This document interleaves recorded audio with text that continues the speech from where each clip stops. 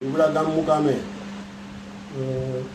જે અમિત ખૂંટ નામની વ્યક્તિએ ગળે ફાંસો ખાઈને આપઘાત કરેલ એની વાડી ઉપર તે બાબતે હું મીડિયાના માધ્યમથી જણાવવા માગું છું કે એ બાબતે હું કે મારો પરિવાર એમાં ક્યાંય ઇન્વોલ્વ નથી કે મારા ત્રાસથી કે મારા પરિવારના ત્રાસથી કે મારા બાળકોના ત્રાસથી એને મજબૂરીથી આપઘાત કરવો પડ્યો એવી કોઈ વાત છે નહીં.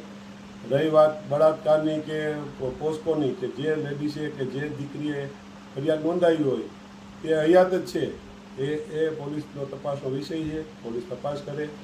મેં કે મારા પરિવારે કે મારા બાળકોએ કે મારા કોઈ મિત્ર સર્કલે જો એમાં કંઈ ઇન્વોલ્વ હોય અને અમારું કંઈ નામ આવે તો તમ તારે હું ગમે ત્યારે હાજર થવા માટે તૈયાર છું.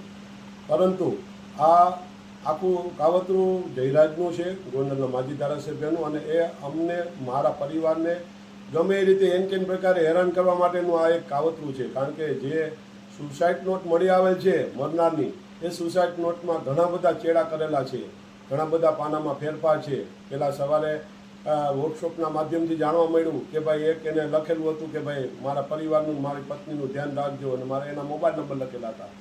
બાદમાં જ્યારે જયરાજ રીપડામાં એનું થયો હાજર અને જ્યારે એની વાડી ઉપર ગયો ત્યારે એ બધા ભેગા મળી, ગોવિંદ સરપરિયા એ બધા ભેગા મળી અને ચર્ચા વિચારણા કરવામાં આવી અને પછી સુસાઇડ નોટ લખવામાં આવી. અને એ સુસાઇડ નોટમાં ચર્ચા કરી મારા દીકરા રાજદીપનું નામ ઇન્વોલ્વ કરવા માટે આ સ્પેશિયલ કાવતરું રચવામાં આવેલ છે, જે હું આ મીડિયાના મારફતે લોકોને જણાવવા માગું છું.